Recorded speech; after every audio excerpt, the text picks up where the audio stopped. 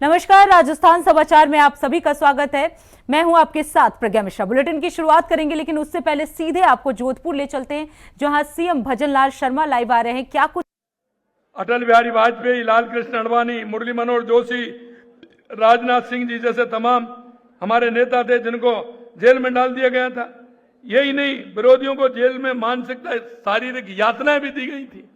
ये तो ये बता सकते हैं किस तरह की इनसे व्यवहार किया गया। सिर्फ एक भारत मां का नारा देने के ऊपर उन्होंने कौन सा ऐसा जुर्म किया था जो उनके अंदर इस तरह की आपने यातनाएं देने की काम सरकार ने किया था। यातना ये भी, किसी को दवा की जरूरत होती थी तो दवा भी उनको नहीं मिलती थी। भोजन भी कहने लग गए एक टाइम करिए। क्या स्थिति हुई होगी। मैं धन्यवाद देना चाहता हूं हमारे लोकतंत्र सेनानियों को कि आपने जिस तरह से उस समय आप पर जो प्रहार किए गए थे उनको सहते हुए इस देश के लोकतंत्र को मजबूत करने का काम आप लोगों ने किया है। राजस्थान में भैरव सिंह जी शेखावत साहब, श्री जगदीश प्रसाद जी महतो और सतीश जी अग्रवाल और हमारे जोधपुर वाले राजेंद्र गहलोत जी तो हैं। लोग कहते हैं कि कोई इनको इतनी यातनाएं दी थी, इनके शरीर पर इतनी चोट थी कि कोई गिन नहीं सकता था। इस तरह का आलम उन्होंने किया था। मैं आपसे इतना कहना चाहता हूं, लेकिन मैं धन्यवाद भी देना चाहता हूं हमारे उन संगठनों को जो राष्ट्रवादी संगठन है। आरएसएस, जनसंघ, एबीवीपी के कई संगठन उन पर प्रतिबंध भी लगा दिया, लेकिन उन्होंने फिर भी अंडरग्राउंड रह करके काम किया। हमारे देश के यशस्वी प्रधानमंत्री नरेंद्र मोदी जी ने पूरे देश के अंदर यह अभियान चलाने का काम किया था। ऐसे बहुत सारे हमारे लोग हैं जो अंदर थे, वो तो थे ही, लेकिन बाहर जो लोग थे उनके परिवारीजन थे, उन्होंने भी इसमें बहुत बड़ा काम किया था। लेकिन मैं इतना कहना चाहता हूं कि उनके अधिकार छीन लिए। आपातकाल में कांग्रेस ने हर आलोचक, हर असहमति और हर विपक्षी विचार को विद्रोह बताकर कुचलने का काम किया। मैं अंत में आपको इतना कहना चाहूंगा मेरे भाई और बहनों, ये कांग्रेस के आपातकाल के दमन चक्र ने साबित कर दिया कि जब जब उनकी सत्ता पर संकट होता है तो वे संविधान और देश की आत्मा को ताक कर रखने पर हटते नहीं हैं। आज 50 वर्ष बाद भी कांग्रेस उसी मानसिकता के साथ चल रही है। आज सिर्फ तरीकों का बदलाव हुआ, नियत आज भी तानाशाही की है और वो तानाशाही की नियत उनकी आज भी नहीं निकल रही है। आज भी कांग्रेस शासित राज्यों में कानून की व्यवस्था हाल ही में वहां विरोध का दमन, धार्मिक तुष्टीकरण किस तरह से चल रहा है। अभी हमारा 23 तारीख को डॉक्टर श्यामा प्रसाद मुखर्जी जी का बलिदान दिवस था।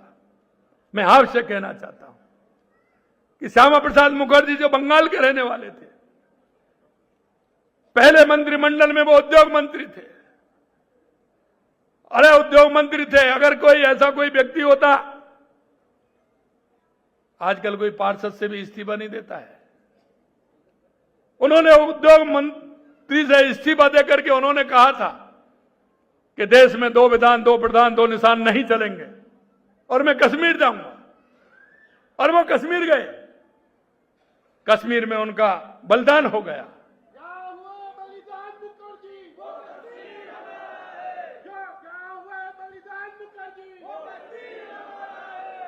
ये नारा नहीं था, ये भारत की आवाज थी। ये भारत की आवाज थी। हर गली से ये नारा निकलता था, जहां हुए बलिदान मुखर्जी, वो कश्मीर हमारा है और वो कश्मीर हमारा है, वो सारे का सारा है। मैं कहना चाहता हूं हमारे इन लोगों ने कितना तप किया है, कितनी तपस्या की है। आप कहते हैं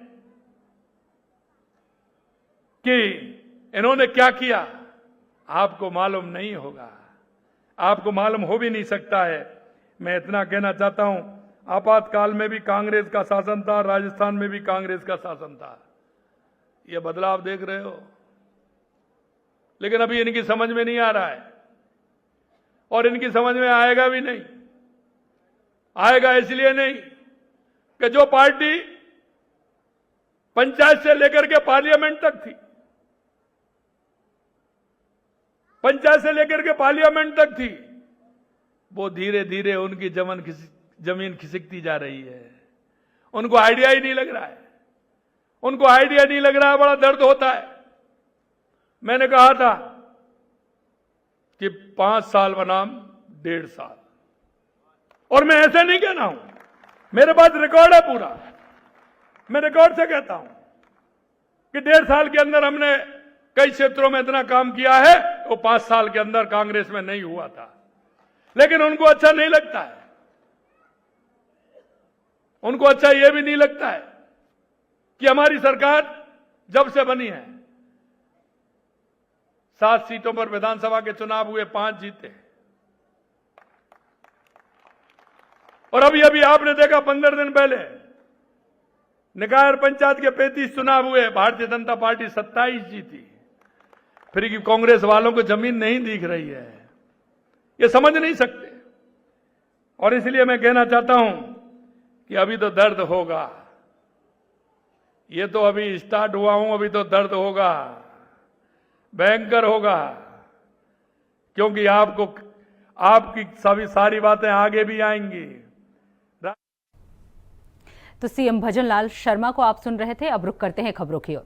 मुख्यमंत्री भजनलाल शर्मा ने कहा कि 25 जून 1975 की आधी रात को देश में थोपा गया आपातकाल हमारे लोकतांत्रिक इतिहास पर एक काला धब्बा है। इस दौरान तत्कालीन सरकार ने मीसा और DIR जैसे अलोकतांत्रिक कानूनों को लागू कर अभिव्यक्ति की स्वतंत्रता, प्रेस की आजादी और मौलिक अधिकारों का दमन किया। उन्होंने कहा कि लोकतंत्र सेनानियों ने संवैधानिक मूल्यों की रक्षा के लिए जेलों में कड़ी यातनाएं भी झेली और लोकतंत्र को बचाने के लिए जो संघर्ष किया वो एक अप्रतिम उदाहरण है। आपको बता दें, मुख्यमंत्री ने कॉन्स्टिट्यूशनल आपातकाल लगाए जाने के 50 साल पूरे होने पर आयोजित भारतीय लोकतंत्र को काला अध्याय बताया। उन्होंने कहा कि संविधान हत्या दिवस कार्यक्रम को उन्होंने संबोधित किया और इस दौरान उन्होंने कहा कि आपातकाल के दौरान तत्कालीन सरकार ने लगभग 1,40,000 लोगों को अलोकतांत्रिक तरीके से कई महीनों तक कैद रखा। उस समय पूर्व प्रधानमंत्री अटल बिहारी वाजपेयी और पूर्व उप प्रधानमंत्री लालकृष्ण आडवाणी को भी जेल में बंद कर दिया गया। लेकिन लोकतंत्र के सजग प्रहरी इन सेनानियों ने जीवन की परवाह किए बिना अपने संकल्प पर डटे रहे और आपातकाल का जमकर विरोध किया।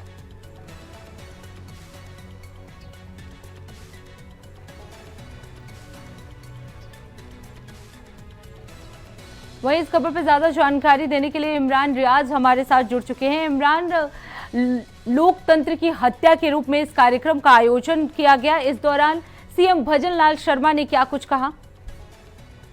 प्रज्ञा, आपातकाल को लगे हुए 50 साल हो चुके हैं और पूरा देश जो है नरेंद्र मोदी जी के नेतृत्व में इसको काला दिवस के रूप में मनाया जा रहा है जी। इसी को आगे बढ़ाते हुए मुख्यमंत्री भजनलाल शर्मा ने राजस्थान के अंदर जो है सभाएं कर रहे हैं और लोगों को बता रहे हैं कि जो आपातकाल है वो देश के लिए काला अध्याय रहा है। उसमें सेनानियों के साथ और जनता के साथ जो जेलों में डाला गया और जो यातनाएं जो दी गई, उसके परिप्रेक्ष्य में इन्होंने आरोप लगाए हैं कांग्रेस पे और 50 साल बाद भी इस मुद्दे को लेकर कांग्रेस पे जो है आरोप लग रहे हैं। इसी संदर्भ में आज पूर्व मुख्यमंत्री अशोक गहलोत कांग्रेस के, उन्होंने भी प्रेस वार्ता में बताया कि जो ये काला दिवस मना रहे हैं तो ये 50 साल हो चुके हैं उस बात को, और ये जब हुआ था आपातकाल उसके बाद कांग्रेस को भी इसको भुगतना पड़ा था और वो सत्ता विहीन हो गई थी। और सत्ता विहीन होने के बाद वापस कांग्रेस जो है पूरे देश के अंदर आई, तो लोग भी बोल चुके हैं और ये लोग क्यों इतना मुद्दा कर रहे हैं, इस पे आरोप प्रत्यारोप जो है दोनों पार्टियां लगा रही है। बहरहाल इसमें मुख्यमंत्री भजनलाल जो हैं वो प्रेस वाली बात भी बोल रहे हैं कि इंदिरा गांधी के समय में कैसे मीडिया के ऊपर पाबंदी लगाई थी और आज भी उसी दर्रे पे कांग्रेस है और कांग्रेस को इसका परिणाम भुगतना पड़ रहा है। तो राजस्थान की राजनीति में कांग्रेस और भारतीय जनता पार्टी दोनों जो है एक दूसरे पर आरोप और प्रत्यारोप लगा रहे हैं। बिल्कुल इमरान, लगातार जिस दिन से कल आपातकाल का दिन था और उस दिन से लगातार बीजेपी की तरफ से कई प्रेस कॉन्फ्रेंस किए जा रहे हैं, विपक्षी पार्टियों पर हमलावर होते हुए जो है ये सभी नजर आ रहे हैं। इमरान, आप बने रहिएगा, आगे भी आपका रुख करेंगे। अब रुक करते हैं अगली खबर की। बारां जिले में बीते दिनों हुई भारी बारिश के बाद जहां कई गांव जलमग्न हो गए, वहीं अब जिला प्रशासन पूरी ताकत के साथ राहत और बचाव कार्य में जुट गया है। आपको बता दें, जिला कलेक्टर रोहिताक्ष सिंह तोमर ने राहत कार्यों की जानकारी साझा करते हुए बताया कि प्रभावित इलाकों में हर जरूरी मदद पहुंचाई जा रही है। ऐसे में प्रशासन द्वारा राशन, पीने का पानी, दवाइयां और पशु चारा जैसी आवश्यक सामग्री ग्रामीणों तक पहुंचाई जा रही है। कई जगहों पर हेल्थ कैंप भी लगाए गए हैं।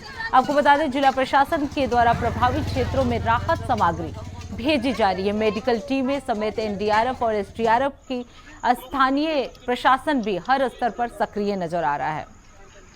तो आपको बता दें, बारिश के बाद राहत कार्य जो है वो जारी है। बारां जिले में बाढ़ आ गई थी, जिसके बाद कई लोगों के घरों के डूबने की भी खबर सामने आई, जिसमें राहत कार्य जो है वो लगातार प्रशासन की तरफ से किया जा रहा है।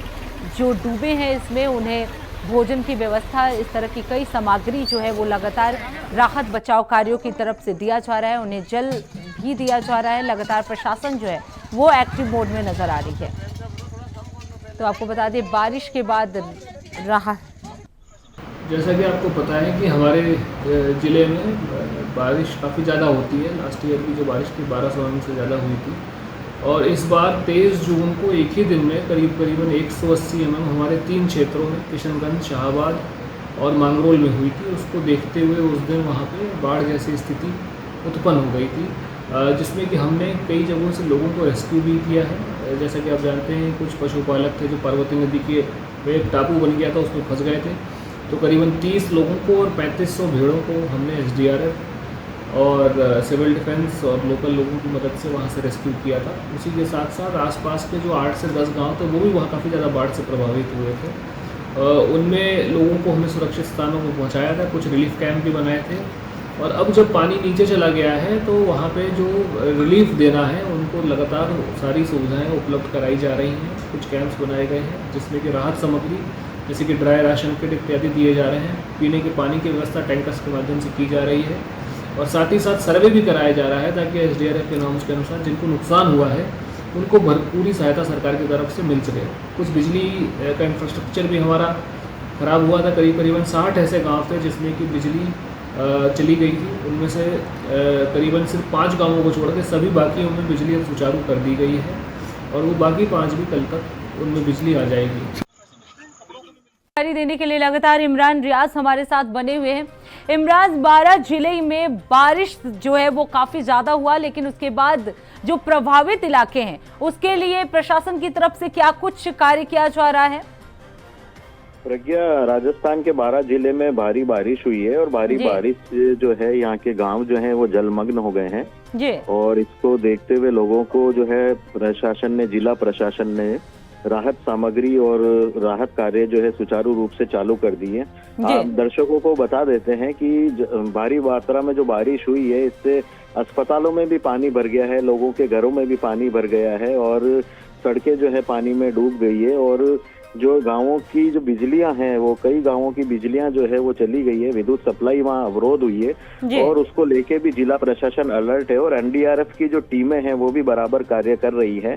लोगों को राहत सामग्री, मेडिकल पैकेट बांटे जा रहे हैं, पानी की सप्लाई भी टैंकरों द्वारा करी जा रही है, और जो स्कूलों के अंदर बच्चों के साथ जो पानी भरा है उसमें भी राहत कार्य करके वहां से बच्चों को निकाला गया है। और ग्रामीण जो बिल्कुल इमरान, जो लोग इस तरह की सिचुएशन में फंसे हुए हैं उनके रहने के लिए क्या कुछ व्यवस्थाएं की गई हैं? उनके लिए रहने के लिए जिला कलेक्टर ने शिविर कैंप आयोजित करे हैं, और सरकारी जो स्कूलें हैं और डिपार्टमेंट है जो ऊंचाई पर है, जो पानी से दूर है, वहां पर इनको शिफ्ट किया गया है, और डॉक्टर्स की टीम भी वहां पर लगा दी गई है ताकि वो देखरेख कर रहे हैं, और खाने की सारी व्यवस्था वहां पर कर रखी है, राशन सामग्री की व्यवस्था कर रखी है। तो जिला प्रशासन जो है राजस्थान सरकार के साथ यहाँ पर अलर्ट मोड पे है, और राहत कार्य जो है जोर शोर से चल रहा है। प्रज्ञा जी बिल्कुल इमरान, आप बने रहिएगा, आगे भी आपका रुख करेंगे। अब रुक करते हैं अगली खबर की। खबर पाली से है, जहां कालीबाई मेधावी योजना के तहत चयनित छात्रों को अब तक स्कूटी वितरण नहीं किए जाने से नाराज छात्रों ने बांगर महाविद्यालय प्रशासन के खिलाफ नाराजगी जताई। छात्रों ने छात्र संघ के साथ मिलकर जिला कलेक्टर को ज्ञापन सौंपा और जल्द से जल्द स्कूटी वितरण की मांग की है। ज्ञापन में बताया गया कि स्कूटी वितरण के लिए चयनित छात्राओं की सूची घोषित हुए 2 साल से अधिक बीत चुका है, लेकिन अभी तक उन्हें योजनाओं का लाभ नहीं मिला है। वहीं बांगर कॉलेज परिसर में स्कूटियां बंद कमरों में धूल खाक रही हैं और समय के साथ जर्जर भी हो रही हैं। तो आपको बता दें, कालीबाई मेधावी योजना कार्यक्रम के तहत छात्रों का ये नाराजगी दिखाई दिया है। आपको बता दें, स्कूटी वितरण को लेकर ये छात्रों का प्रदर्शन जो है वो देखने को मिला है। जिला कलेक्टर को ज्ञापन भी सौंपा गया है। 2 साल पहले ही छात्राओं के नाम जो है वो घोषित किए गए थे, लेकिन अभी तक स्कूटी का वितरण जो है वो नहीं हो पाया है। 22-23 में योजना का फॉर्म भरा था स्कूल का और नाम आ गया है। बहुत टाइम भी हो गया, कॉलेज से हम पूछते थे बट उनका कोई रिस्पॉन्स ही नहीं आता था। वो कभी बोलते थे बजट पास नहीं हुआ, मतलब कुछ वो बोल देते थे और बातों को टाल देते थे। 2022-23 की स्कूटियाँ, जो कि बहुत सारी स्कूटियाँ लॉ कॉलेज के अंदर पड़ी है, जो कि बड़ी कबाड़ हो रही है।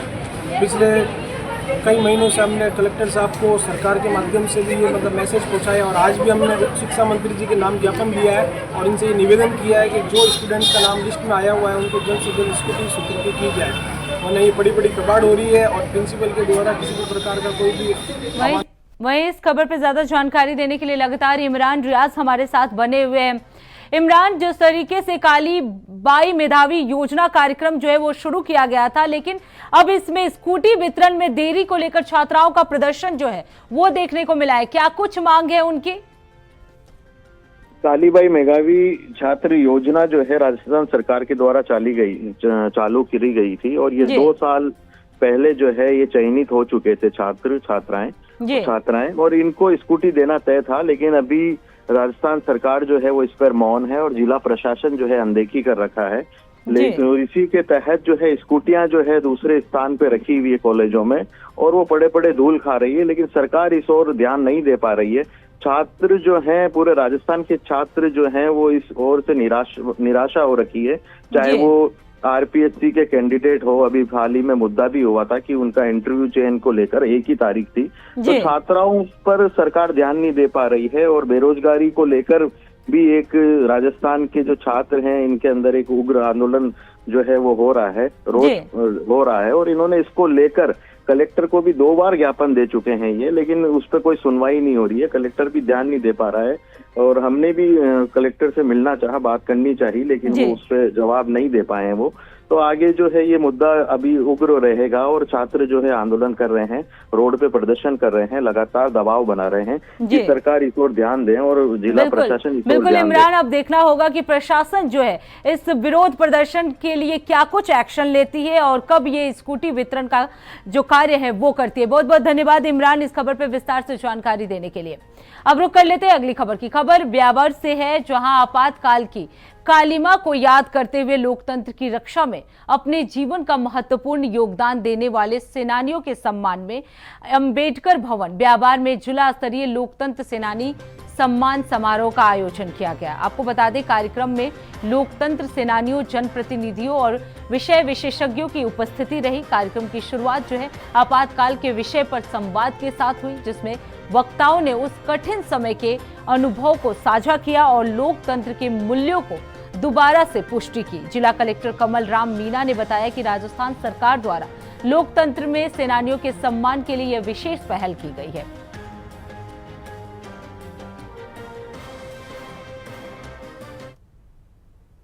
अब रुक करते हैं अगली खबर की। भरतपुर के संभागीय आयुक्त डॉक्टर टीना सोनी ने डिंग जिले के कुम्हार उपखंड ग्राम में पंडित दीनदयाल उपाध्याय अंत्योदय संबल पखवाड़े में आयोजित शिविर में विभिन्न विभाग द्वारा संचालित स्टॉल का औचक निरीक्षण किया।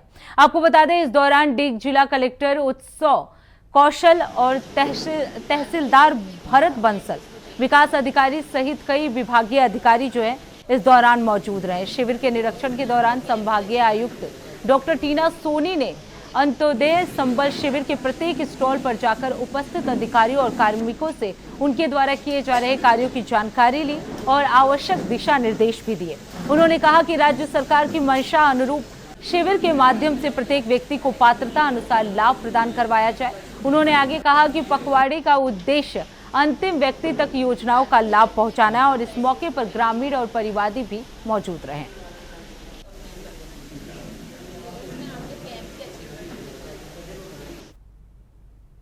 अब रुक करते हैं अगली खबर की। राजगढ़ रेलवे स्टेशन पर बुधवार से प्रयागराज ट्रेन का ठहराव हुआ।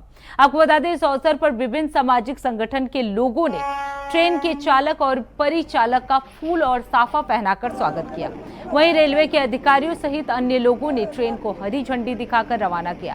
आपको बता दें, राजगढ़ नगर पालिका के अध्यक्ष सतीश दोहरिया ने बताया कि अमृत भारत योजना के तहत पुनर्विकास हुए राजगढ़ रेलवे स्टेशन के उद्घाटन के समय केंद्रीय मंत्री भूपेंद्र यादव भी मौजूद रहे। उनसे विभिन्न सामाजिक संगठनों ने प्रयागराज और मंडोर ट्रेन के राजगढ़ रेलवे स्टेशन पर ठहराव की मांग की थी। ट्रेन के ठहराव की मांग काफी लंबे समय से चली आ रही थी, जिसके चलते केंद्रीय मंत्री ने यह आश्वासन दिया था, जिसके चलते बुधवार को प्रयागराज ट्रेन का ठहराव हुआ। राजगढ़ की बरसों पुरानी एक मांग थी कि राजगढ़ में प्रयागराज और एक मंडोर गाड़ी राजगढ़ में रोकी जाए। मंत्री जी यहाँ पे इनोवेशन प्रोग्राम में आए थे, तो मंत्री जी ने आश्वासन दिया था कि दोनों गाड़ियाँ बहुत जल्दी रुकवा दी जाएगी। आज मंत्री जी के अथक प्रयासों से, माननीय हमारे बलराम जी के प्रयासों से आज प्रयागराज गाड़ी आज यहाँ राजगढ़ रुक गई है। इसके लिए राजगढ़ की समस्त जनता की तरफ से उनका तहे दिल से बहुत बहुत धन्यवाद है, आभार है। उन्होंने उनकी तरफ से एक आश्वासन और मिला है कि जो मंडोर गाड़ी जो रहा है, जो रुकनी थी, वो बहुत जल्दी उसको भी रोकने का प्रयास किया जा रहा है और बहुत जल्दी वो रोक दी जाएगी।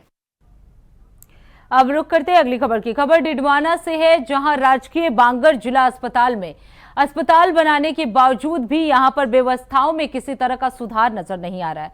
आपको बता दें, कुछ व्यवस्थाएं सुधरी हैं, लेकिन कुछ व्यवस्थाएं अभी भी बिना सुधरी हुई हैं। पिछले 6 महीने से सोनोग्राफी कक्ष के बाहर ताला लगा हुआ है। सरकार के द्वारा सोनोग्राफी के लिए चिकित्सक की नियुक्ति भी कर दी गई है, लेकिन चिकित्सक की नियुक्ति होने के बावजूद भी चिकित्सक यहाँ नहीं पर पहुंच रहे हैं, ना ही वो कोई कार्यभार ग्रहण कर रहे हैं। वहीं पूर्व में जो स्टाफ था उसे भी अब कम कर दिया गया है। एक्सरे से पहले 8 का स्टाफ था, अब 4 स्टाफ है।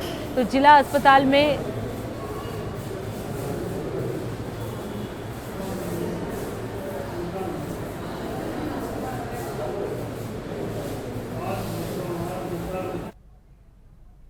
अब आपको सीधे गाजियाबाद ले चलते हैं, जहां सीएम योगी आदित्यनाथ लाइव आ रहे हैं, प्रेस वार्ता कर रहे हैं। क्या कुछ कह रहे हैं, चलिए आपको सुनाते हैं। आज इसके लिए जनप्रतिनिधियों के साथ हम लोगों ने यहाँ पे काफी विस्तार से चर्चा किया है। यहाँ पे सभी संस्थाओं ने अपने स्तर पर अच्छे कार्य किए हैं, जिसमें हमारे कुछ नए इनिशिएटिव ग्रेटर गाजियाबाद के देश से आगे बढ़ाने के साथ ही यहाँ पे खोड़ा, लोनी, मुरादनगर, इन सब को लेकर के ग्रेटर गाजियाबाद को गाजियाबाद नगर निगम का पार्ट बनाने और एक बृहद कार्य योजना इसके विकास की आगे बढ़ाने के लिए हम लोगों ने कहा है।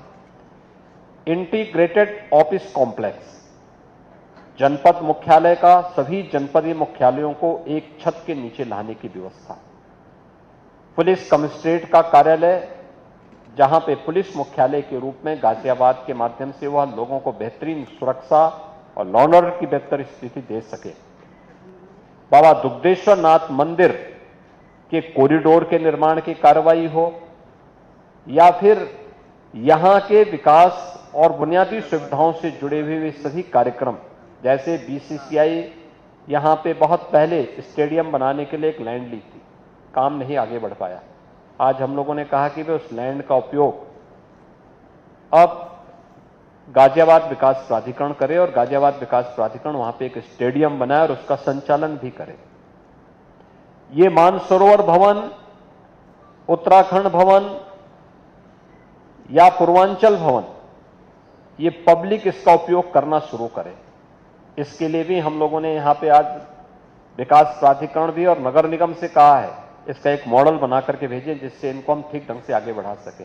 एक नदी के पुनरुद्धार की कार्रवाई को आगे बढ़ाना, पिछले कुछ वर्षों के अंदर उठाए गए कदमों का परिणाम है। कि गाजियाबाद में ग्रीनरी का लेवल बढ़ा है।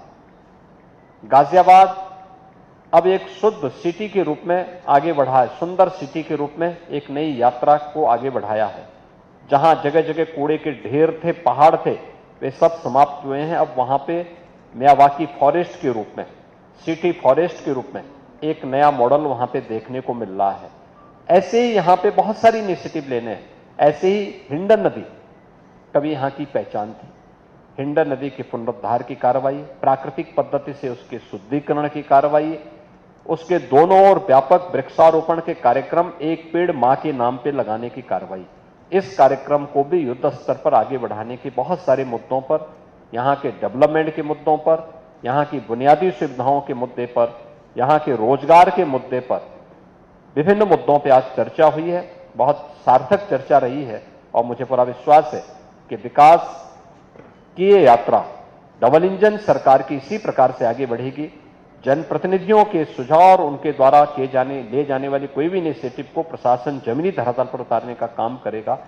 इस विश्वास के साथ समीक्षा बैठक के साथ मैं यहां पर आया था और ये मेरा सौभाग्य है कि कैलाश मानसरोवर की यात्रा के इस पहले जत्थे को यहां से रवानगी करने के लिए मुझे यहां पर उनको किट उपलब्ध करवाने का एक अवसर प्राप्त हुआ है। मैं एक बार फिर से इन सभी तीर्थ यात्रियों के प्रति अपनी मंगल में शुभकामनाएं देता हूं। इनकी यात्रा की सुखद यात्रा की कामना करते हुए अपनी वाणी को विराम देता हूं। धन्यवाद। जय हिंद।